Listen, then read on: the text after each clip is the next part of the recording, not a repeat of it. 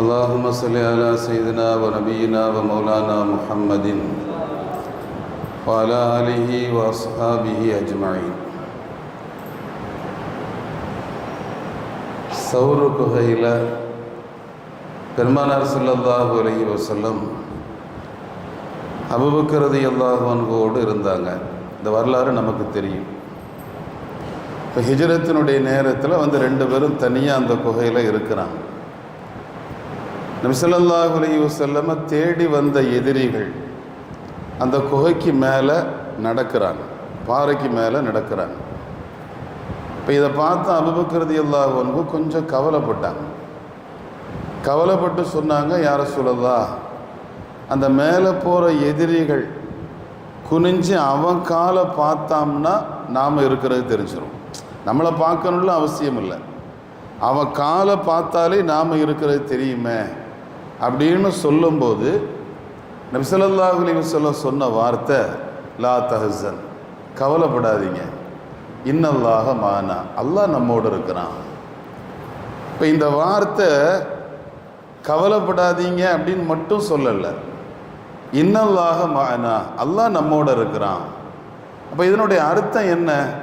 அல்லாஹ் என்னோடு இருக்கிறான் அப்படிங்கிறத உறுதியாக நம்புகிற ஒரு ஆள் கவலைப்பட மாட்டார்.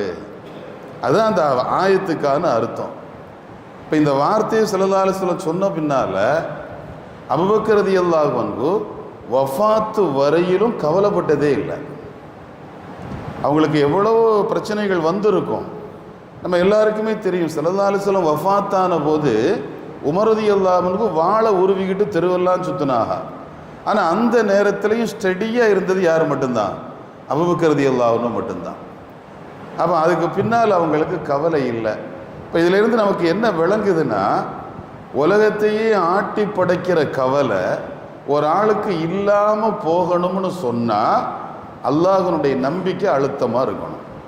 யார்கிட்ட அல்லாஹ்வினுடைய நம்பிக்கை அதிகமாக இருக்குதோ, என் ரப்பு என்னை கைவிட மாட்டான், எனக்குள்ளது இன்னொரு ஆளுக்கு போகாது, அவருக்குள்ளது எனக்கு வராது, ஏன்னா என் ரப்பு நீதமானவன், பங்கு வைக்கிறதுல ரொம்ப கரெக்டானவன் அப்படிங்கிற அழுத்தமான நம்பிக்கை யார்கிட்ட இருக்குதோ அவங்களுக்கு கவலை இல்லை.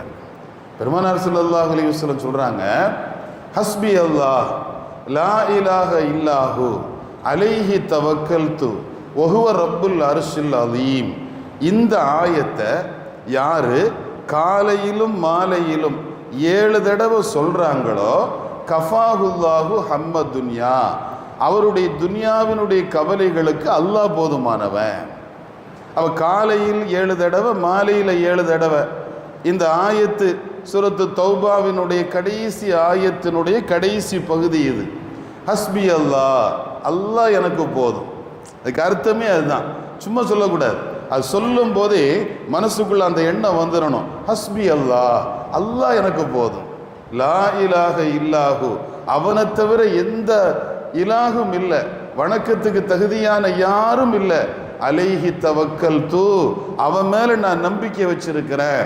வஹுவ ரப்புல் அர்ஷில் அலீம், மகத்தான அரிசுக்கு சொந்தக்காரன் அவன், மகத்தான அரிசுக்கு சொந்தக்காரன் அவன், அவன் மேலே நான் நம்பிக்கை வச்சிருக்கிறேன், அவன் எனக்கு போதும் என்கிற இந்த ஆயத்தை காலையிலும் மாலையிலும் 7 முறை யார் சொல்கிறாங்களோ அவங்களுடைய துன்யாவினுடைய கவலைகளுக்கு அல்லாஹ் போதும் அப்படின்னு நபி ஸல்லல்லாஹு அலைஹி வஸல்லம் சொல்கிறாங்கன்னா, நம்ம பள்ளி காலையில் 7 தடவை சொல்கிறோமா இல்லையா? சுபூ தொழுதுட்டு அது சொல்லணும்னு நம்முடைய ஷேகுனா நமக்கு சொன்னாங்க.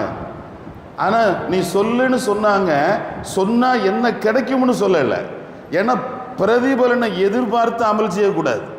ஹதீஸுகள் வரும்போது அந்த ஹதீஸுகளை அப்படியே உள்வாங்கி அமல் செய்யணுமே தவிர, இதை செஞ்சால் அது கிடைக்கும், இதை ஓதுனா இது கிடைக்கும் அப்படிங்கிற பலாபலன் பிரதிபலன்களை எதிர்பார்த்து அமல் செய்கிறது மேன்மக்களினுடைய குணம் அல்ல.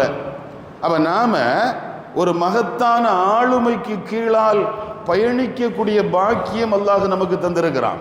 அதுக்காக நாம் அல்லாஹ்வுக்கு சுக்ர் செய்யணும், அல்ஹம்துலில்லாஹ். அப்போ இந்த கவலை இல்லாத வாழ்க்கை, அல்லாஹ் மேலே அழுத்தமான ஒரு நம்பிக்கை. பெருமானார் ஸல்லல்லாஹு அலைஹி வஸல்லம் அருமையான ஹலீஃபா உமர் ரலியல்லாஹு அன்ஹு அவங்களுடைய பேரப்புள்ள சாலிம் ரலியல்லாஹு அன்ஹு. உமர் ரலியல்லாஹுனுடைய மகன் அப்துல்லா இப்னு உமர். அந்த அப்துல்லா இப்னு உமர் ரலியல்லாஹுனுடைய மகன் சாலிம். அந்த சாலிம் ரலியல்லாஹு அன்ஹு ஹஜ்ஜுக்கு வந்திருக்கிறாங்க. காபாவை தவாப் செய்கிறாங்க. அவங்க போட்டிருக்கிற ட்ரெஸ்ஸு 2 திர்ஹத்துக்குள்ள ட்ரெஸ். ரொம்ப சாதாரணமான ஒரு உடை. கையில் செருப்பை வச்சுக்கிட்டு ஓரமாக தூக்கி வச்சுக்கிட்டு காபாவை தவாப் செய்கிறாங்க. 20 வருஷத்துக்கு நெருக்கமாக ஆட்சியில் இருந்த ஹிஷாம் இப்னு அப்துல் மலிக்கும் ஹஜ்ஜுக்கு வந்திருக்கிறார். அவர் மன்னர், ஆட்சியாளர். அவர் காபாவை தவாப் செய்கிறார். தவாப் செய்யும் போது சாலிம் ரலியல்லாஹு அன்ஹு பார்த்துட்டார். சாலிம் ரலியல்லாஹு அன்ஹு அல்லாஹு உமர் ரலியல்லாஹுனுடைய பேரப்பிள்ளை இல்ல, இவ்வளவு சாதாரணமாக எளிமையான துணி உடுத்துட்டு சாதாரணமாக காபாவை தவாப் செய்கிறாரு அப்படின்னு அவங்க பக்கத்தில் போய் சலாம் சொல்லிக்கிட்டு ஹிஷாம் இப்னு அப்துல் மலிக்கு கேட்டார், சாலிம், உங்களுக்கு உலகத்தில் ஏதாவது தேவை இருந்து அதை நான் நிறைவேற்றணும்னு நீங்கள் நினைக்கிறீங்களான்னு கேட்டார். உலகத்தில் ஏதாவது ஒரு தேவை இருந்தால் சொல்லுங்க, இப்போவே நான் நிறைவேற்றுறேன் அப்படின்னாங்க. இந்த வார்த்தையை கேட்ட உடனே சாலிம் ரலியல்லாஹு அன்ஹு கோபம் வந்துருச்சு. அம்மா தஸ்தஹி, உனக்கு வெக்கம் இல்லையா? எங்கே என்ன கேட்குற? கஅபால அல்லாஹ்வுடைய தர்பார், அவனுடைய ஆலயம். இந்த ஆலயத்தில் நான் தவாப் செய்யும் போது துன்யாவினுடைய தேவை இருக்கான்னு கேட்குறியே, உனக்கு வெக்கமா இல்லை? சி அப்படின்ட்டாங்க. இன்னைக்கு ஹரம்ல அரஃபாவுடைய நாளில் திடீர்னு ஒருத்தர் சொல்றாரு, ஒரு பெரிய பணக்காரர் இத்தனை நம்பர் டெண்டில் இருக்கிறாரு, அவர் யாருக்கெல்லாம் தேவை இருக்குதோ அவங்களுக்கெல்லாம் 1000 ரியால் கொடுக்குறாரு அப்படின்னு ஒரு அறிவிப்பு கொடுக்கப்பட்ட 50 பேரும் பின்னங்கால் பிடையில் அடிக்க ஓடுறான். எதுக்கு? அந்த 1000 ரியால் வாங்குறது. மூதேவி லட்சக்கணக்கில் பணத்தை செலவழித்து அல்லாஹ் வேணுங்கிறதுக்காக போன இடம், அல்லாஹ் தான் எனக்கு வேணும் அப்படிங்கிறதுக்காக போன இடத்துல 1000 ரியாலுக்கு ஆசைப்பட்டு ஓடுறான். அந்த அதுவும் அரஃபாவுடைய நாள், அல்லாஹ்வுடைய ரஹமத் இறங்குற நாள். ஆனால் சாலிம் ரலியல்லாஹு அன்ஹு சொன்னாங்க, அம்மா தஸ்தஹி, உனக்கு வெக்கம் இல்லையா? எங்கே என்ன கேட்குற அப்படின்னு. ஹிஷாம் அப்படி போயிட்டார். தவாஃபை முடிச்சுட்டு காபாவுக்கு வெளியே வந்தார். வெளியே நின்று காத்து நின்னார். இப்போ சாலிம் வருவார் இல்லையா? சாலிம் காபாவுக்கு வெளியே வந்துட்டாங்க. வெளியே வந்த பின்னால ஹிஷாம் சொன்னார், நான் உள்ள வச்சு கேட்டது தப்பு தான், கேட்டிருக்க கூடாது, கேட்டது தப்பு தான், அதுக்காக நீங்கள் மன்னிச்சுக்குங்க. சரி, இப்போ தான் காபாவுக்கு வெளியே வந்துட்டோம்ல, இப்போ சொல்லுங்க, துன்யாவினுடைய தேவை உங்களுக்கு இருக்கா அப்படின்னு. அப்போ சாலிம் ரலியல்லாஹு அன்ஹு சொன்னாங்க, உலகத்தையே கையில் வச்சிருக்கிற அல்லாஹ்ட்ட உள்ள நின்னுக்கிட்டு உலகத்தை தானு நான் கேட்கல, உலகத்தையே கையில் வச்சிருக்கிறவா அல்லாஹ், அந்த அல்லாஹ்ட்டையே நான் உலகத்தை கேட்கல, உன்கிட்ட போய் கேட்பனா? எனக்கு துன்யாலாம் தேவையில்லை அப்படின்னு போனாங்க. ஹிஷாம் இப்னு அப்துல் மலிக்கு சொல்றாரு, என்னுடைய வாழ்க்கையில ஒரு பெரிய பாதிப்பை ஏற்படுத்தின நிகழ்வு ஹஜ்ரத் சாலிமினுடைய அந்த வார்த்தை. எவ்வளவு பெரிய வைராக்கியம் அல்லாஹ் மேல. ஒரு மன்னர் கேட்கிறாரு, அந்த மன்னர்கிட்ட எனக்கு இது இருக்கு அது இருக்குன்னு சொன்னா என்ன வேணாலும் செய்வார் அந்த ஆளு. ஆனா மன்னர் கேட்ட பின்னாலும் கூட மன்னரை விட எனக்கு மன்னவனான அல்லாஹ் அவன் எல்லாம் தருவான் அப்படிங்கிற அந்த உயர்ந்த நிலை அவங்க கையில இருந்ததுனால ஹிஷாம் இப்னு அப்துல் மலிக்கை தூக்கி எரிஞ்சிட்டு போனாங்க. காரணம், அல்லாஹ்வினுடைய சிந்தனை, ரப்பினுடைய அந்த எண்ணம் மனசுக்குள்ள ஆழமா பதியுது. ஒரு பெரிய செல்வந்தர், அவருக்கு பெரும் பணம் இருக்குது, செல்வம் இருக்குது, ஆனா வாரிசு இல்லை, எந்த வாரிசுகளும் அவருக்கு இல்லை, குடும்பமே இல்லை. அப்போ குடும்பமே இல்லாத அவர்கிட்ட ஒரு பெரிய சொத்து இருக்குது. அந்த சொத்தை எப்படியாவது கொடுக்கணும், யாருக்காவது கொடுக்கணும், யாருக்கு கொடுக்கலாம் அப்படிங்கிறதுக்காக ஒரு இரவு உணவு விருந்து ஏற்பாடு பண்ணார். அந்த இரவு நேரத்தில் விருந்தை ஏற்பாடு பண்ணிட்டு தனக்கு வேண்டப்பட்ட எல்லாரையும் கூப்பிட்டார். தன்னுடைய வீட்டில் உள்ள தோட்டக்காரரு, பாதுகாவலர், சமயக்காரரு, அவருக்கு எடுபடியாக இருந்தவங்க, அப்படி எல்லாரையும் கூப்பிட்டு ஒரு டேபிளில் உட்காந்து சாப்பிடுங்கன்னார். எல்லாரும் சாப்பிட்டாங்க. சாப்பிட்டு முடித்த பின்னால் பக்கத்தில் ஒரு குரானை தூக்கி வச்சார். அந்த குரான் பக்கத்தில் கொஞ்சம் பணத்தையும் வச்சார். வச்சுக்கிட்டு முதல்ல தன்னுடைய பாதுகாவலரை கூப்பிட்டார். பாதுகாவலரை கூப்பிட்டு சொன்னார், உனக்கு இந்த குரான் வேணுமா இந்த பணம் வேணுமான்னு கேட்டார். உன்னுடைய சாய்ஸ் எது வேணுமா நீ எடுத்துக்கன்னாரு. அந்த பாதுகாவலர் சொன்னார், நான் இளைஞன்தான், எனக்கு குரான் மேலே ரொம்ப காதல் இருக்குது, ஓதணுங்கிற ஆசையெல்லாம் இருக்குது, ஆனால் ஓத தெரியாது. எனக்கு ஓத தெரியாது. ஓத தெரியாத நான் குரானை எடுத்துட்டு போறதை விட பைசாவை எடுத்துட்டு போறது தான் நல்லது, அதனால நான் பணத்தை எடுத்துக்கிறேன்ட்டார் அவர். சரி போத்தான்ட்டார். ரெண்டாவது சமையல்காரரை கூப்பிட்டார். சமையல்காரரை கூப்பிட்டு சொன்னாரு, உனக்கு பணம் வேணுமா குரான் வேணுமான்னு கேட்டார். அவர் சொன்னாரு, எனக்கு நல்ல குரான் ஓத தெரியும், எனக்கு குரான் ஓதுனா ஒரு ஆர்வம் என்னை பொத்துக்கிட்டு வரும், ஆனால் என்ன செய்ய ஓதுறதுக்கு நேரம் இல்லை. நேரம் இல்லாத நான் குரானை எடுத்துட்டு போறது சும்மா தானே, அதனால நான் பணத்தை எடுத்துட்டு போறேன்ட்டாரு. சரி பரவாயில்லை. மூணாவது தோட்டக்காரரை கூப்பிடுனாங்க. அவர் வந்தார், புஸ்தான் வாலா வந்தார்.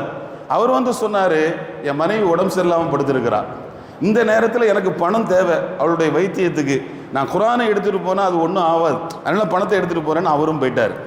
நாலாவது ஆடு மாடுகள் பொறுப்பில் இருந்தார் ஒரு ஆள், ஒரு இளைஞர், அவர் லாஸ்ட் ஆள். அவரை கூப்பிட்டார், இங்கே வா, உனக்காக குரான் வேணுமா பணம் வேணுமா அப்படின்னாரு. அவர் கந்தலான ட்ரெஸ் போட்டிருக்காரு, காலில் செருப்பு இல்லை. உடனே அவர் குரான் வேணுமா பணம் வேணுமான்னு கேட்ட உடனே அழ ஆரம்பிச்சிட்டார். அழுதுகிட்டே சொன்னார், எனக்கு பணம் வேணும் தான், பணம் எனக்கு வேணும் தான், ஏன்னா பணம் இருந்தால் செருப்பு வாங்குவேன், செருப்பு வாங்கி காலில் போட்டால் முள்ளு தைக்காமல் இருக்கும், நல்ல ட்ரெஸ் வாங்குவேன். ஆனால் எங்கள் அம்மா சின்ன பிள்ளையா இருக்கும்போது எனக்கு ஒரு வார்த்தை சொன்னான். அந்த வார்த்தை என்ன தெரியுமா? அல்லாஹ்வுடைய ஒரு வார்த்தைக்கு ஈடா இந்த உலகம் கூட இருக்காதுன்னா. அந்த அல்லாஹ்வுடைய வார்த்தை ஒரு வார்த்தைக்கு ஈடா உலகத்தை கொடுத்தாலும் அது நிகராகாது, அல்லாஹ்வுடைய வார்த்தை ரொம்ப அற்புதமானது அப்படின்னு எங்கள் அம்மா சொன்னா, அதனால நான் குரானை எடுத்துக்கிறேன்னாரு. அல்ஹம்துலில்லாஹ்னாரு பணக்காரர். திறன்னாரு. குரான் வைக்கப்பட்ட பாக்ஸை திறந்தார். திறந்தா 2 பை இருக்குது. ஒரு பையில டேபிளில் இருந்த பணம் மாதிரி 10 மடங்கு பணம் இருக்கு. இன்னொரு பையில ஒரு தபால் இருக்கு. அந்த தபாலில் அவர் எழுதியிருந்தாரு, எனக்கு பின்னால என் சொத்தெல்லாம் உனக்கு தான் அப்படின்னு. இதை எழுதிக்கிட்டு நம்முடைய இமாம்கள் ஒரு விஷயத்தை எழுதுறாங்க, யாரு அல்லாஹ் மேல நம்பிக்கை வைக்கிறானோ, யாரு அல்லாஹ் மேல நம்பிக்கை வைக்கிறானோ அல்லாஹ் ஒருபோதும் கைவிட மாட்டான். நம்பினார் கைவிடப்படார், கெடுவதில்லை. அல்லாஹுவை நம்புனவங்க, அவர் நம்பினாரு, எனக்கு குரான் போதும், அல்லாஹ்வுடைய ஒரு வார்த்தைக்கு நிகரா உலகமே இல்லைன்னாரு. இப்ப உலகம் அவர் காலடிக்கு வந்துருச்சு. அப்ப இந்த அல்லாஹ் மேல இருக்கக்கூடிய அழுத்தம், அந்த அழுத்தமான நம்பிக்கை நம்முடைய மனசுக்குள்ள வந்தா எந்த கவலையும் மனுஷனை ஆட்டி படைக்காது.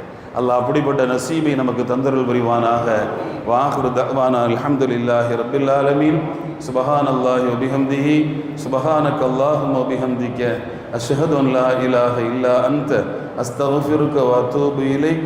சுப்ஹான ரப்பிக ரப்பில் இஸ்ஸத்தி அம்மா யசிஃபூன் வ ஸலாமுன் அல் முர்ஸலீன் வல்ஹம்துலில்லாஹி ரப்பில் ஆலமீன். பிஹக்கி ஸல்லல்லாஹு அலா முஹம்மத் ஸல்லல்லாஹு அலைஹி வஸல்லம். ஸல்லல்லாஹு அலா முஹம்மத் ஸல்லல்லாஹு அலைஹி வஸல்லம். ஸல்லல்லாஹு அலா முஹம்மத் ஸல்லல்லாஹு அலைஹி வஸல்லம்.